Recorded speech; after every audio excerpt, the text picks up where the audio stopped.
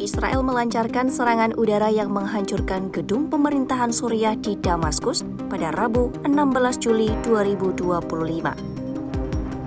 Langkah ini disebut sebagai bentuk perlindungan terhadap kelompok minoritas Druze yang kini terlibat konflik dengan pemerintah Suriah.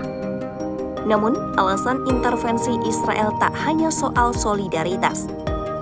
Pemerintah Israel melihat konflik ini sebagai peluang untuk membendung pengaruh Iran dan Hizbullah yang kian kuat di wilayah perbatasan.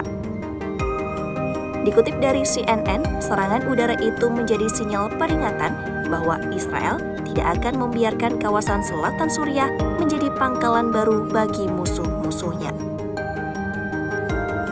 Komunitas Druze di Israel memiliki peran penting secara sosial dan politik. Mereka merupakan bagian dari masyarakat Israel yang loyal, bahkan banyak yang bergabung dalam militer dan kepolisian. Oleh karena itu, saat kerabat mereka di Suriah terancam, muncul tekanan dari dalam negeri untuk segera mengambil tindakan. Terlebih, di dataran tinggi Golan, wilayah yang direbut Israel dari Suriah pada 1967, masih ada sekitar 20.000 warga Druze yang mempertahankan identitas Suriah mereka di sana. Pada akhirnya, isu perlindungan terhadap Druze menjadi isu domestik di Israel yang syarat akan kepentingan politik. Secara militer, kawasan Suwaida strategis bagi Israel. Wilayah yang tak jauh dari perbatasan ini menjadi jalur pergerakan milisi Syiah yang didukung Iran. Jika kelompok Druze kalah, maka kemungkinan besar Iran dan Hizbullah akan memperkuat kehadiran mereka di Suwaida.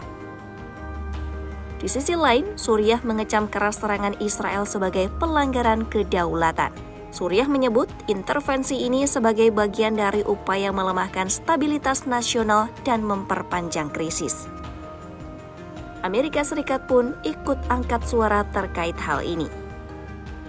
Meski menjadi sekutu dekat Israel, Washington khawatir keterlibatan militer yang terus meningkat justru memperumit proses pemulihan di Suriah serta memperbesar resiko konfrontasi langsung antara Israel dan Iran.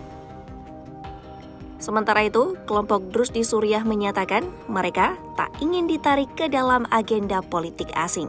Mereka menegaskan perjuangan mereka adalah untuk otonomi dan hak hidup yang layak, bukan bagian dari konflik geopolitik yang lebih besar.